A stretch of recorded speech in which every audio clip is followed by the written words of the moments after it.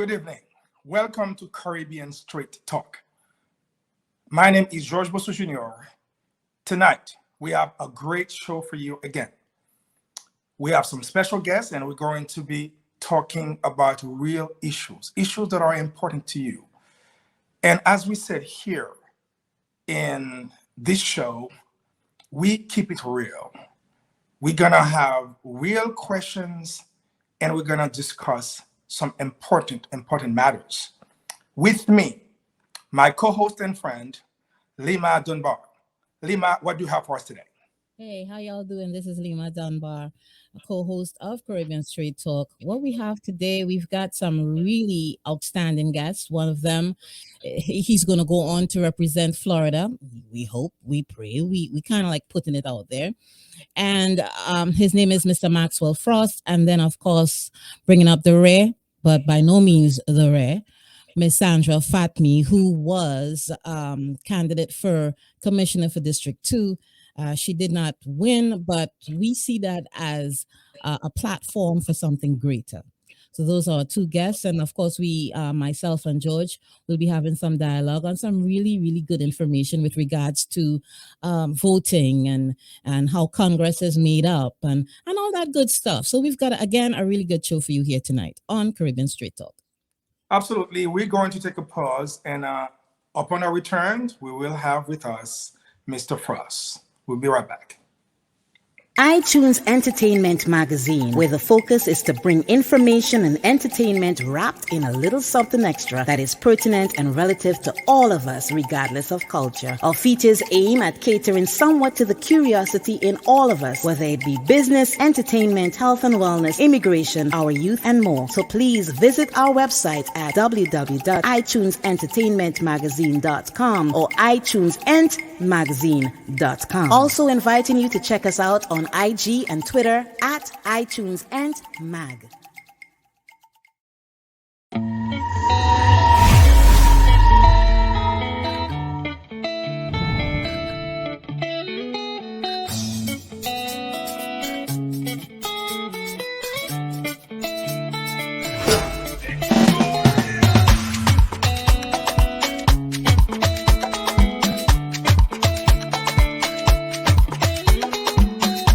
In music, as well as people in the community, whether not just here in the United States, but near my country, you're going to get a community leader from that particular country that has been on the People's Chat Room. Well, we don't see Max in the waiting room just yet, so we're going to start our conversation. And what I want to start talking about until Maxwell comes on is the importance of voting, which is something that Sandra Fatmi will discuss when she comes on, because one of the things that she said on the show, the People's Chat Room on Saturday, was that in one particular precinct, there were over 4,000 people that were registered to vote. You all guess how many showed up? 1,000. Where's everyone? For some reason, people tend to think that the presidential election is the most important election, and it is not. Don't get me wrong. It's really important for us to choose the right person to represent us as the head of the country, the commander-in-chief. But for the midterms and the primaries, it's so important that you come out to vote, because those are the people that will make decisions for you. Those are the people that will represent you in Congress. Right, George? Absolutely. These are very important individuals. And we've talked about that several times on our shows, Lyma. And we sound like a broken record because every year is the same thing, and we're encouraging people to vote. And sometimes I heard arguments that, okay, our votes don't count, and then it doesn't matter anyway, they're not going to be. But you know what? The truth is, when you don't vote and you leave your space, somebody's voting for you. Somebody is voting in your place, and decisions are going to be made on your behalf. Mm-hmm. So having your voice heard, it's very important, and you'll be surprised because, for example, I remember during the Gore, elections right here in Florida, Gore missed only 300 votes to win. Mm-hmm. Only 300 votes, and sometimes you say, well, you know what, I could tell by experience because I ran for office. I understand the Yes, yes, importance of yes. We need to every talk about single. that. I think that, I mean, this is a good segue to talk about that you did run for office in the Miami area. Was that District 8? 108, 108. 108, 108. I know there was an 8 in it somewhere. Yeah, So I think whether it's this show or an upcoming show, we'd like you to talk about that. But I'm sorry to interrupt you. Go ahead and bring that absolutely. up, please. The importance of voting. No, absolutely. It's very important because every bit of vote, every single one of them really can and will make a difference. And sometimes people don't realize the power of the local authorities because they are in direct contact with you and they're making direct decisions that would affect you individually in your family. So before something came from Washington, in the White House, those guys are the first responders. They are the first one making decisions for the state, for the local, population. So they are extremely important. The judges are important. The mayors are important. The state representatives are important. The state senates are extremely important. The commissioners are very important. They are with you before something goes all the way to Washington. They are to be dealt here. So don't dismiss this because this is extremely important. Please, once more, go out and vote.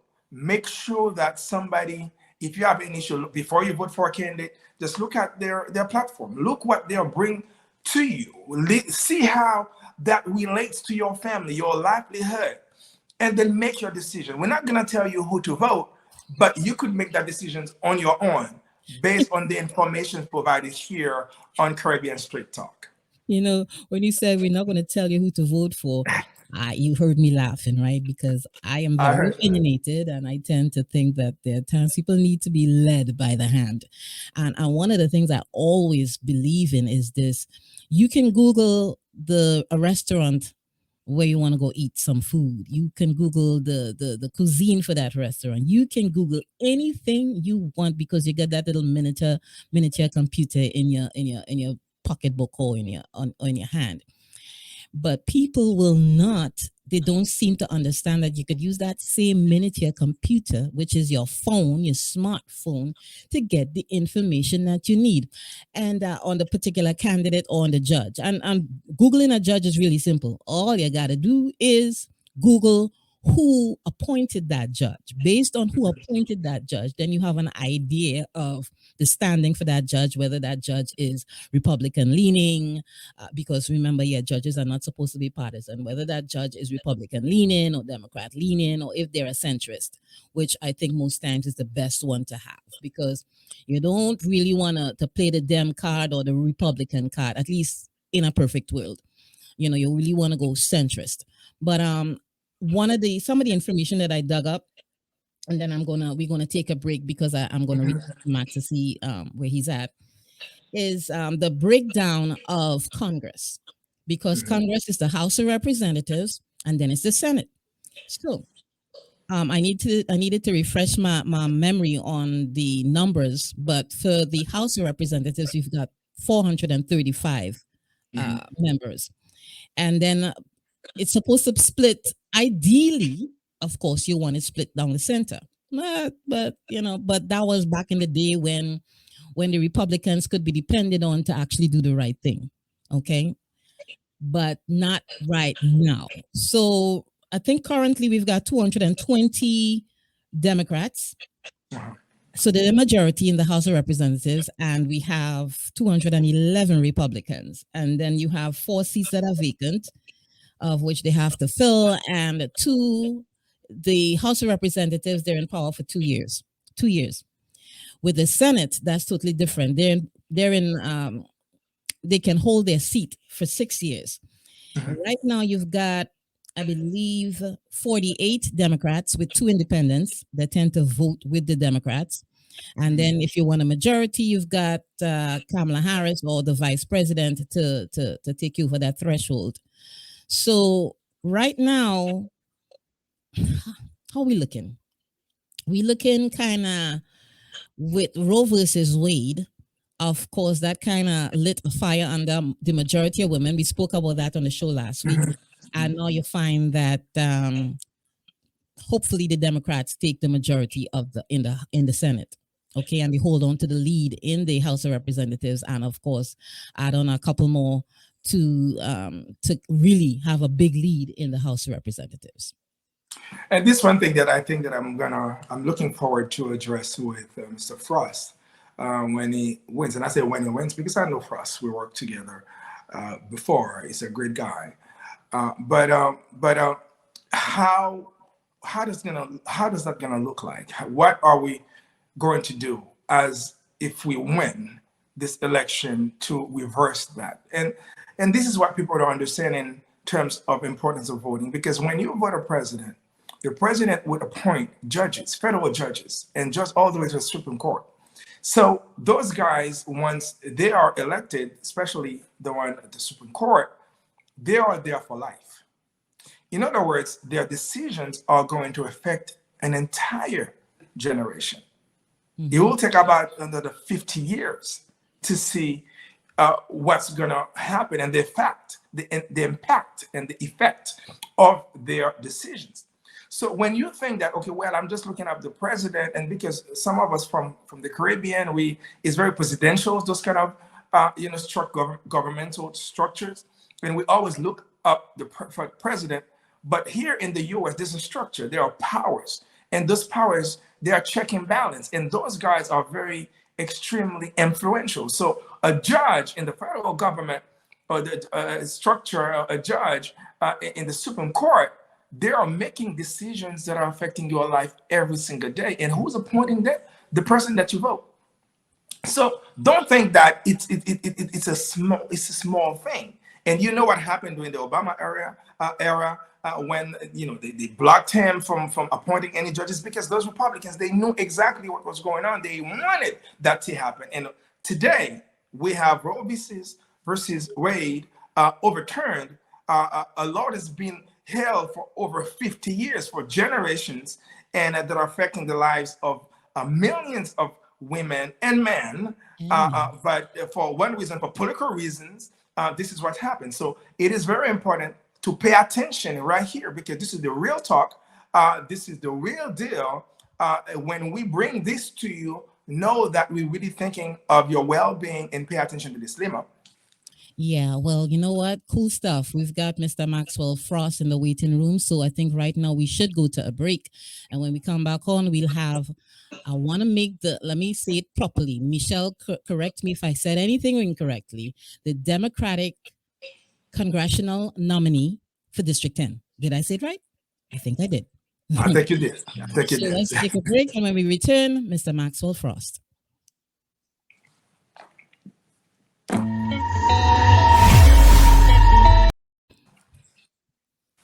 That was a short break. iTunes Entertainment Magazine, where the focus is to bring information and entertainment wrapped in a little something extra that is pertinent and relative to all of us, regardless of culture. Our features aim at catering somewhat to the curiosity in all of us, whether it be business, entertainment, health and wellness, immigration, our youth, and more. So please visit our website at www.itunesentertainmentmagazine.com or itunesentmagazine.com. Also inviting you to check us out on IG and Twitter at iTunesEntMag. Okay. We are back, and I'm very excited to have Mr. Frost with us. Can we bring Mr. Frost on the screen right now? Hello. Hi, Max. How you doing? Doing well. Good to see you again, man. It's been years. Good seeing you, man. It's been a while. I'm so proud of you, man. I heard what you're doing, and I always knew your mindset, because you and I worked together, and I was very excited when I see you on the ballot. And for those who don't know, I'm gonna give you a few seconds to introduce yourself before Lyma get on and ask you questions. I know he's your friend, and also talk a little bit more about you. Tell us, who is Max?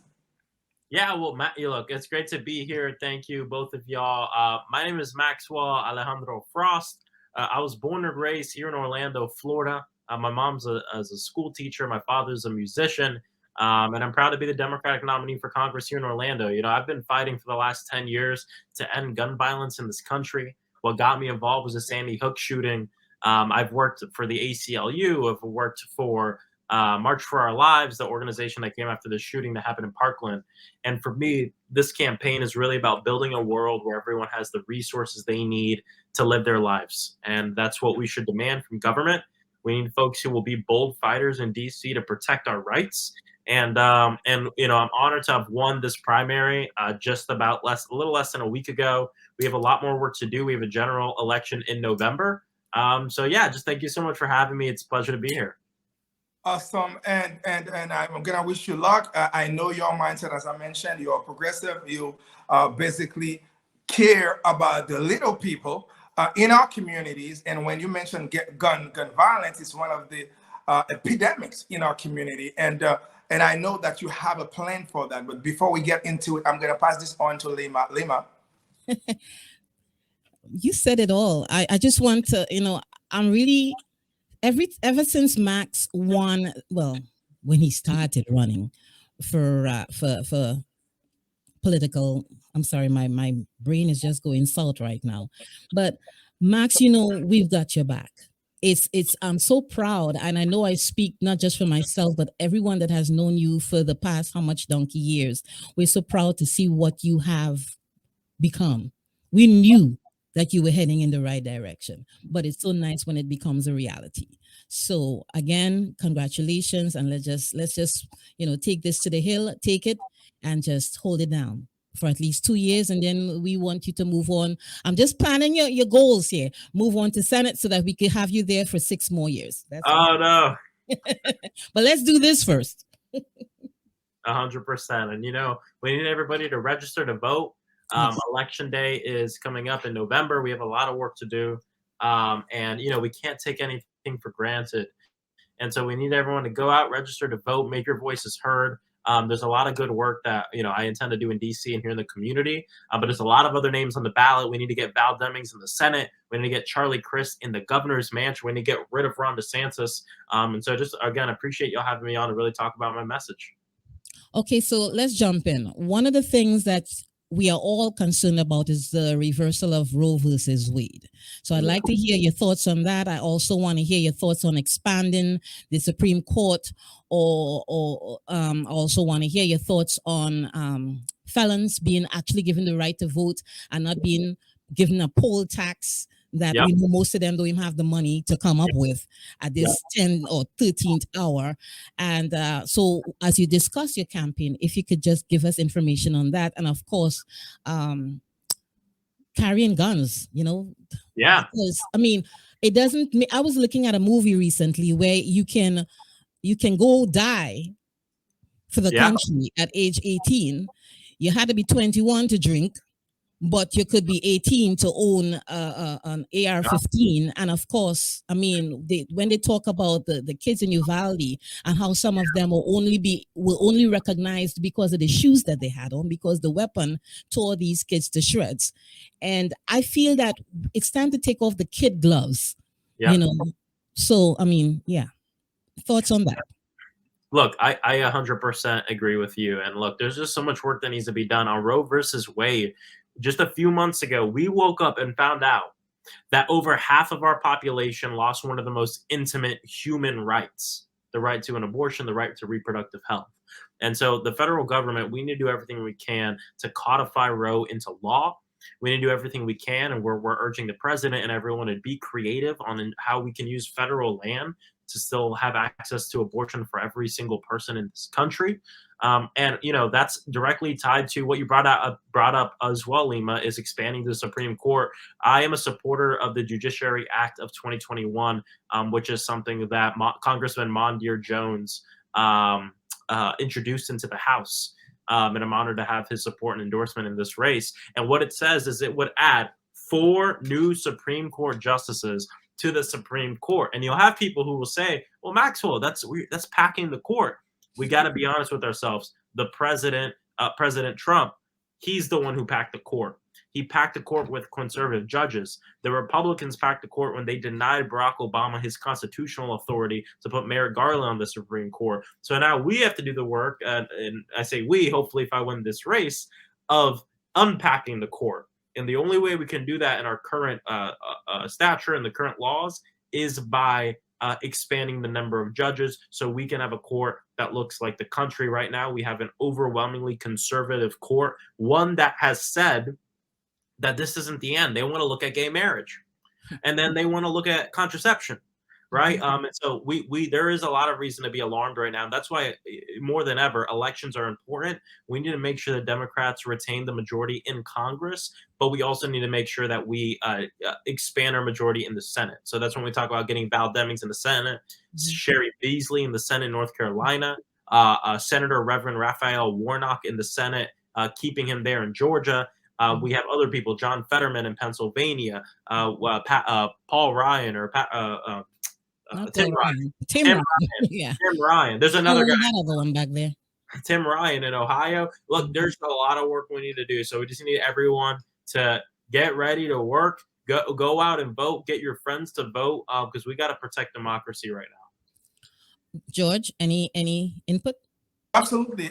Yeah. And one of the things, and again, I'm going to go back to it because last week I did, address that with Karen Green and the issue of immigrations, because I know that you have certain platforms that are really close to you. You're talking about gun violence, you're talking about the Roe versus Wade. But one of the issues especially in Florida, it's basically an immigrant area. And right now I came from a community where, the policy, the American policy has been affecting us very, very, very, very greatly. I'm talking about the Asian American community. And as I mentioned too, I highlighted to, Dr. Green, is the deportations of Haitians have been something that we haven't seen in the past 8 years. Yeah. And we Haitians, we work very hard. We generally, we vote Democrats. And some of us in our community felt that, okay, maybe our vote is being taken for granted. Because after they came to us, they asked us to vote, and we voted, we worked, and then we've overlooked. And right now, Haiti is dealing with some major security issues. My organization is going to hold a conference on Haitian security, feeling that maybe this country is becoming like a menace to the rest of the Caribbean. What are we going to do? So now, once you elected, is that something that you're going to look into? And then what would you say to this community when it comes to the immigration policy of the United States? Well, yeah, I really appreciate the question, and that, when we think about immigrants, we got to think about everyone. Yes, Latinos, but also Haitians and just people all across this world who want to come here and come to America. A lot of times to be with their families, a lot of times to just seek a better life. This is personal for me. My mom and my aunt and my abuela, they came here from Cuba in the late 1960s. And so, look, I believe that our North Star should be having a speedy path to citizenship for every single undocumented immigrant in this country right now, and ensuring we're doing everything we can to make it easier. I can't tell you, I volunteered with the AFL-CIO here in Orlando to help sign people up, mainly Haitian folks, for citizenship. It is not just to get the form done. It takes so much work and is not accessible to everybody. And not just the form, but the whole process. So we need to make the process easier. We need to make the process quicker. We need to make the process cheaper, because it is very expensive to become an immigrant right now, or to become a citizen right now. And we need to ensure that no one in this country lives in fear of deportation. And so I believe in doing everything we can to halt deportations, doing everything we can to have everyone who's in this country, the common thing we hear people say is, oh, people who are in here illegally, they don't pay taxes. They pay taxes. Every time you buy something, you pay tax. Every time you purchase something, you're paying a sales tax. So we have people in this country that are paying taxes but unable to tap into the social services that they deserve. And so this is something I truly believe, especially as we're talking about our Haitian population that have been used and abused, especially by Ron DeSantis' government here. And so there's just a lot of work that needs to be done. It's a wonder. I mean, immigration is a really hot topic because I was reading, I think was yesterday, where the lieutenant governor for Florida wants yeah. to send all the Cubans, because I think so far we've got about 180,000 Cubans that have been coming to Florida this year, Yep. and they want the pattern. They want to take the same trend that the governor in Texas, who my side note is I really don't like, he and DeSantis going one neck and neck. Anyhow, I digress. They want to send all the Cubans to Delaware because that's the state that the president is originally from. And it's like, I am so tired of the name calling and the, it's just it's just degenerated into what it is. Another topic that is really important for me is education here in Florida and what he's doing to that, and the fact that they're using the school boards to just be nasty. Getting rid of the people that are truly there to serve, and just bringing in people that are just there to name call and just turn the whole. Max, there's so much that you got to do when you get to the Hill. There is a lot of work to do. But you know what? I'm excited to do it. I know that we have some great people in DC now. We're going to have more great people go up to fight for the world we deserve. And that's really what this has to be about, fighting for everything and everyone. Do we know yet the date for the deadline for voting? Because I know November 3rd or 8th is election. Do we know yet the date, the deadline to register to vote? Yeah, let me see. Let me look at it right now, because it we'll tell everyone what it is. But so election day is in November. 29 days before the election is when everyone needs to be registered. Okay.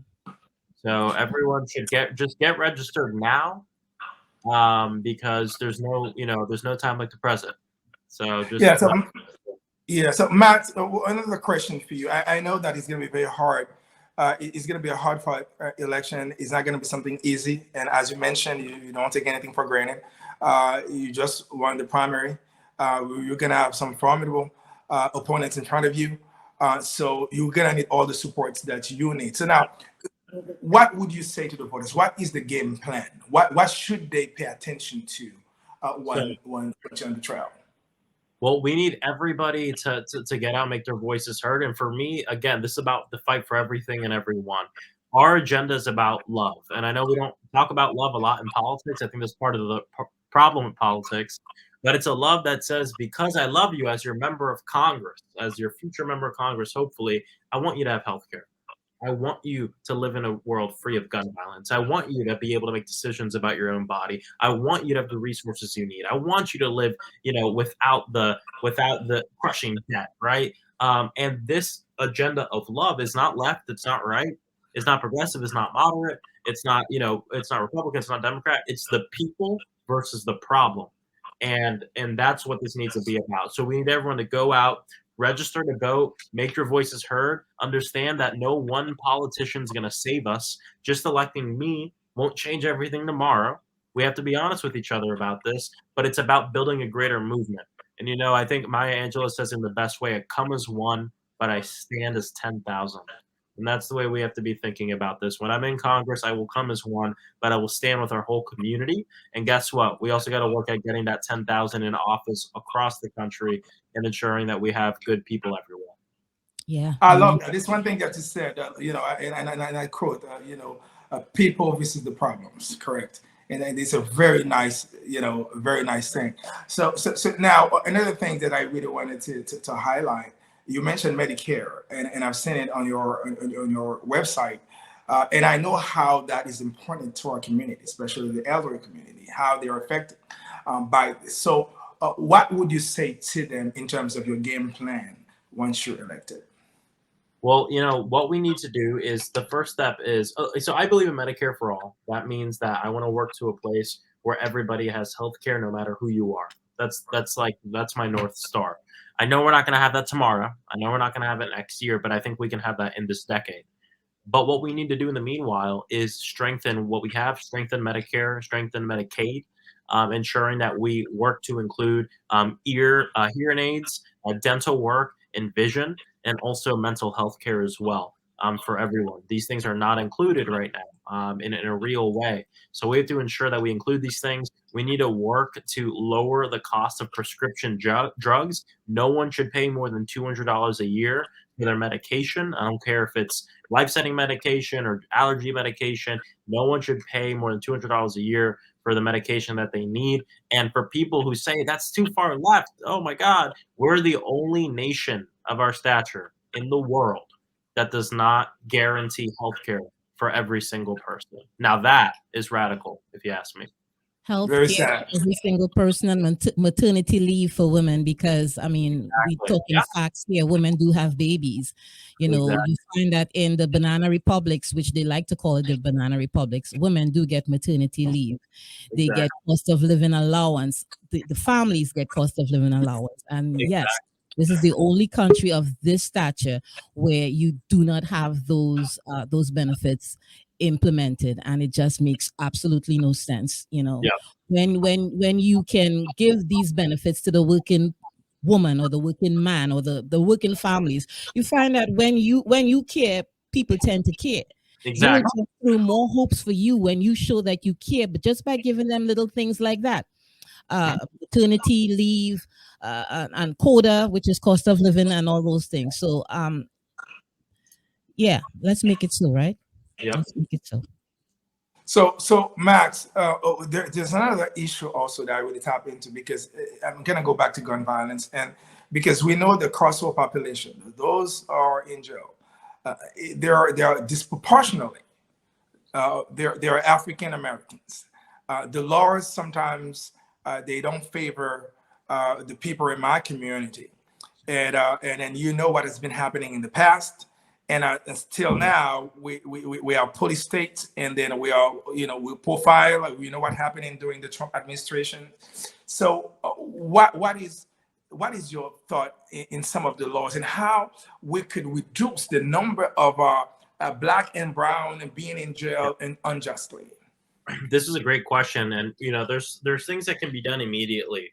When I worked at the ACLU, something that we pushed was working for the executive branch to, with the strike of a pen, decarcerate federal prisons by 50%, letting go of nonviolent people from prison. And so that's something that I will work to push the president to do. It is important, and we need to decarcerate. We house more people in our prisons than all the other nations.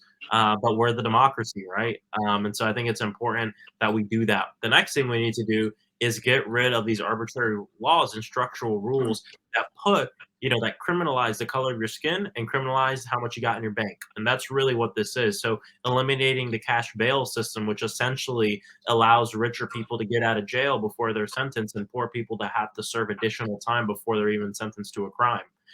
So that's one thing that needs to happen. We also need to get rid of these predatory pre-trial plea bargains, which essentially coerce and push people to plead guilty to crimes that they probably, a lot of times didn't commit, simply because they don't have the money in the bank to sustain an actual legal case. And a lot of times they're put in a tough situation with their public defenders, where they have to, where they have been put into these predatory plea deals. And a lot of the times they're people that look like you and I, right? And so there's just a lot of work that needs to be done here. I think at the end of the day, we got to look at things holistically too. If we are able to create a world where people have healthcare and the money they need to live, guess what? People are less likely to commit crimes. And so all these issues are connected. Oh, absolutely. And thank you, Max. I don't know if Lyma, before we go on the break, if Lyma has a question before. I don't have a question as much as a statement, because I worked in the prison with the Florida Department of Corrections through a contractor. So I was able to see firsthand. I'm still there. I can't, of course, call the name of the prison. But one of the things I would like us to look at is the fact that they have to serve at least 85% of their sentence before they can even be considered for parole. And when you have a prisoner that in the system because of the color of their skin, and there are a lot of them in there, and they have to serve at least 85% before they're considered for probation or even parole. I'm sorry. This is something that we need to look at, because again, it's another poll tax. in a sort of way, you know. So Yeah. I mean, and you have, it's just not a good thing, especially when you have to be there every day. And I spent 4 days, 10 hours a day among these inmates, and trust me, it is not a good situation. It is not a Yeah. good situation. But we have Miss Sandra Fatmi in the waiting room. So Max, we're gonna get you again before you head up to the hill, before like in October or so we can bring you back. Yes, of course. I want to be back, so just hit me up. And much love to both of you. Thank you so much for everything you do, keeping the community up to date on everything. We need to support independent media as much as possible. So thank you. We'd like Thank you. you, Max. We'd like to Good to invite have you. you. We wait just a sec. We'd like to invite you, Max, to go to the website and subscribe, because we want to invite a lot of people to subscribe on the YouTube page, because everything is archived there. So please just switch over from here to the YouTube page and subscribe. We really, really, really, really, really would appreciate it. Sorry Yeah, about for that. sure. I will go subscribe right now. Appreciate it. Excellent. Thank you so much, Max. And I wish you well, and then we'll see you soon. All right. Much love, y'all. Bye. Much love to you too, Bye-bye. honey. Bye. We'll take a short break and we'll be right back.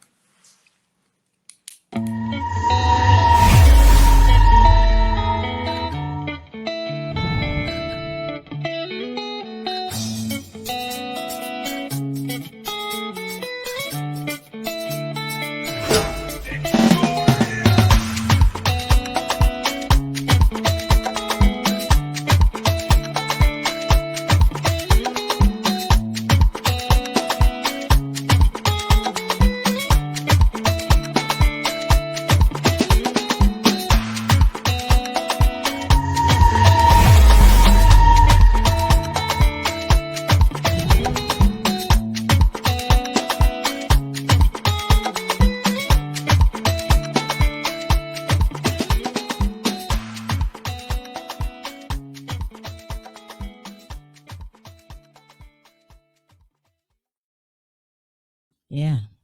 Ms. Val Branch Duncan, realtor with North Star First Properties, where there's buying, selling of properties in the Caribbean and North America. She specializes in the Bahamas, Barbados, Grenada, Guyana, Jamaica, and Trinidad and Tobago. Please give her a call at 321-303-9345. Welcome back. Welcome back to Caribbean Straight Talk. With you is George Bossous Jr. and Lyma Dunbar. In the waiting room, we have Sandra Fatmi-Hall, and she's an activist. She's a community leader. And we will be talking to her and, jog our minds a little bit about some of the project that she has in the community and what we can do. And of course, we're going to be talking about voting rights and the reason why you should be considering leaving your living room and go to vote. And we could bring Ms. Fatmi. I hope that I pronounced her name properly. I don't want to murder your name. Welcome to Caribbean Straight Talk, Ms. Fatmi. Thank you so much. Good evening. Good evening, Ms. Lyma Dunbar, Ms. Michelle, and Mr. George. Pleasant good evening, the People's Chat Room. Thank you all for having me. Oh, no, this is Caribbean Street Talk. The People's Chat Room is on Saturday. Oh, it's on Saturdays. Oh my goodness. I'm so It's the I'm same so family. used to It's the that. same family. Oh my God. So Please forgive it's me. okay. It's okay. Miss Fatmi, I know that you're very familiar with Lyma because I'm sure that she introduced you tons of times, and I know that Yes. Mia in the background also, she's a friend. And we haven't met, but I've heard a lot about you Thank and you. some of the work that you've done, and I've read your background. It seems like you're very outstanding. And I would want you to, for these viewers, because I know that the people chat rooms, they know about you before, but the Caribbean, Straight Talk audience is building. And if you were to tell them a little bit about your background and some of the work that you've been doing. Okay, Caribbean Straight Talk. We're gonna start again. I'm Sandra Fatmi-Hall, and it's such a pleasure to be here. Thanks for having me. Well, I'm a community leader, game changer, and definitely a genuine servant leader in the community. And I've been for the last 12 plus years in this community, giving back to our community. I wanted to be the change that the community needs. So we started the United Foundation of Central Florida almost 9 years ago. And we started that to empower communities one family at a time. And I have to tell you, it took hard work, grassroots, foundation pulling, knocking on doors to talk to people and say, hey, listen, this is what we're bringing to the community. Do you think it's a great idea? We work through the schools. And I'm happy to say that a number of people stepped up. And today, we have 3 vibrant programs under the United Foundation of Central Florida. And I would be remiss not to shout out our board members, first starting with Mr. Dennis Hall and the community that has embraced us and helped us to be where we are today. I am excited to share that today, our numbers and the work that we've put in the community has led us to mentoring over 600 young people, not just in Evans, but throughout 8 different schools that we have helped to bring about a positive change. When you enrich the young lives of our young people through mentoring, you can see progress. The surveys have showed 80% succeed with after school enrichment and mentoring and some additional activity, just not academics. And in Evans High School, almost 200 young people have graduated from our program. I'm excited about that. It's called the Future Leaders United, which means that every single person that goes through that program is a future leader in whatever they choose to do, right? Just not doing anything is not an option. We also have the scholarship program that over $200,000 in scholarships have been awarded to our young people. And this is for higher educational, vocational school, higher education, vocational school, and the military, of course, right? There's always different options. Everyone is not meant for higher education. We do need our plumbers and our mechanics, right? So we encourage you as a young person to do something productive with yourself.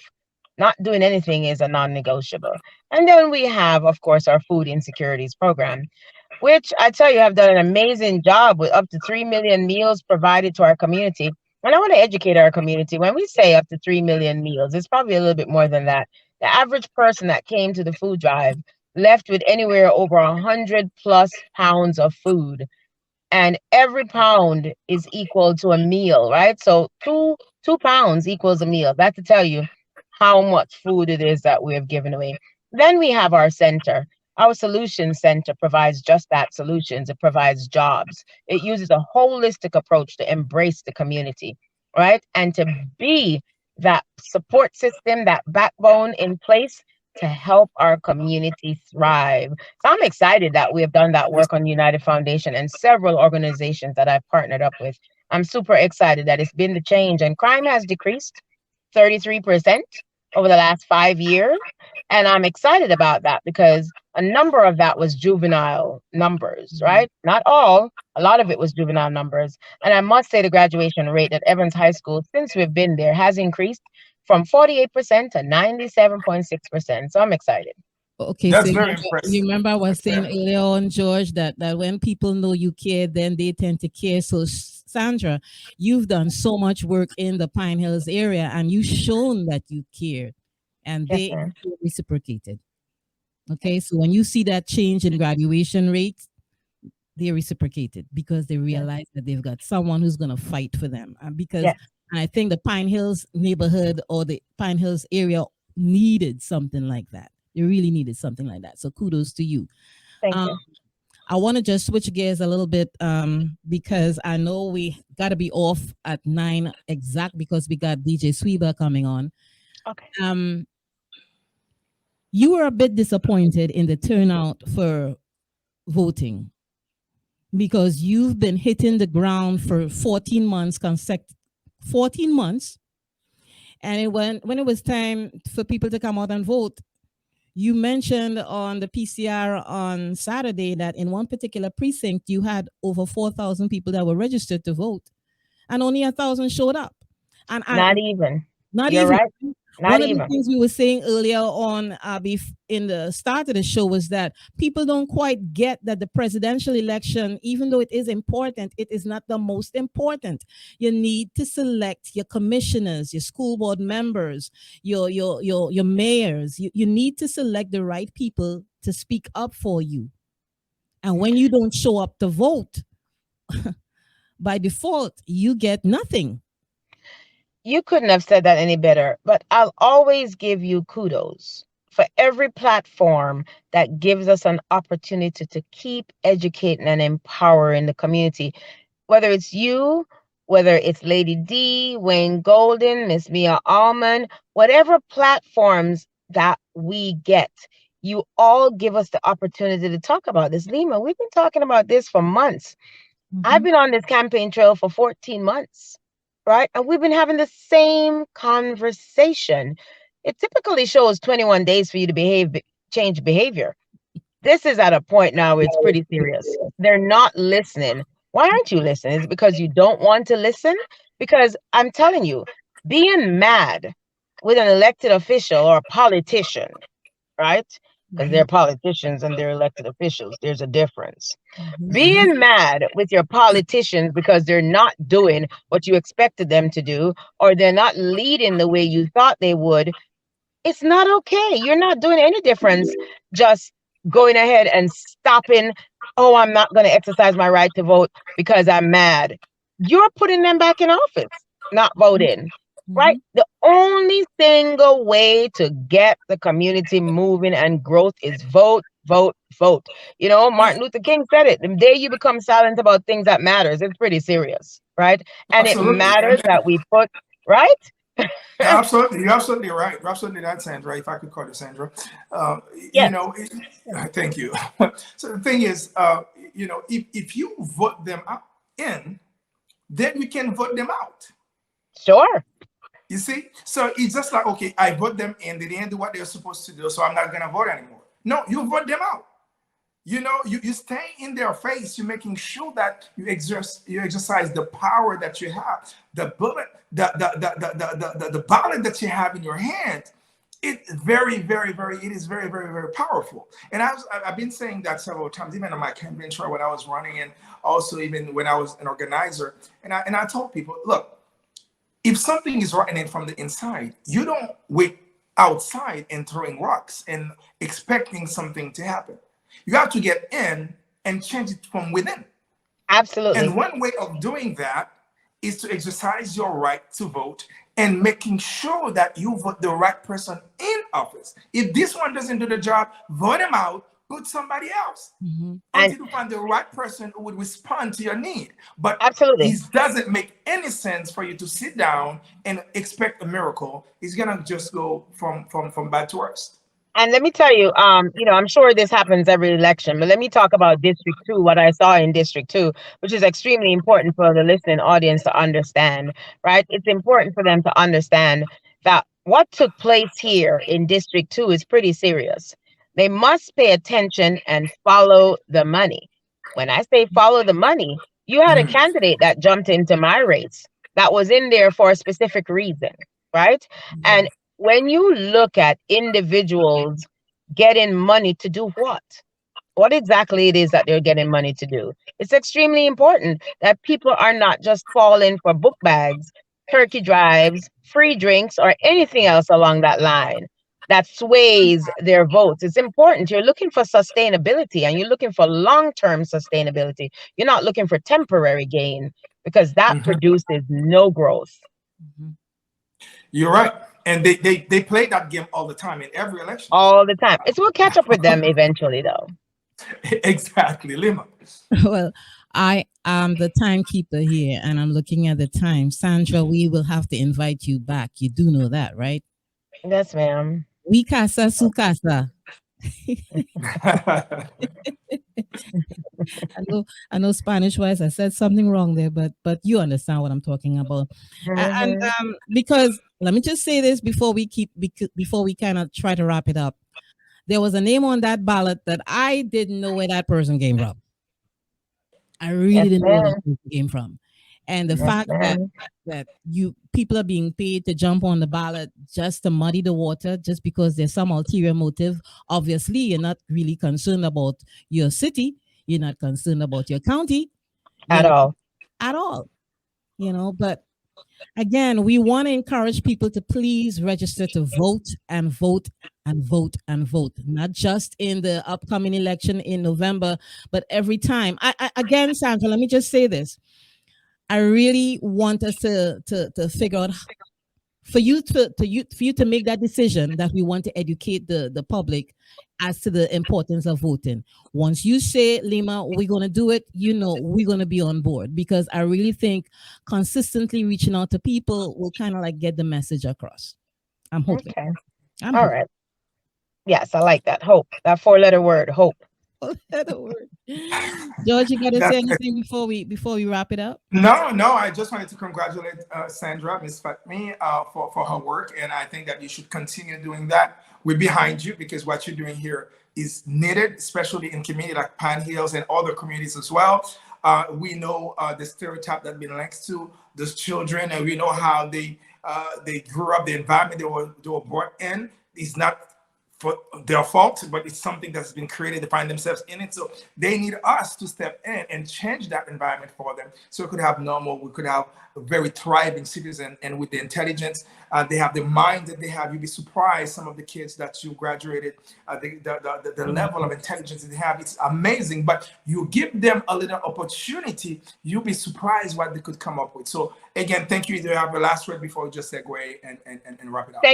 Thank you so much for giving me this opportunity. And always when you think of Sandra, think of the 3 P's: people, passion, and purpose. That will always be my mission.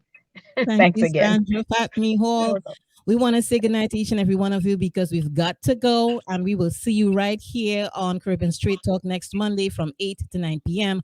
on iTunes Radio with simulcast on islandbeatradio.net. We want to thank our guests, Mr. Maxwell Frost, and of course, Ms. Sandra Fatmi-Hall. You have a blessed one.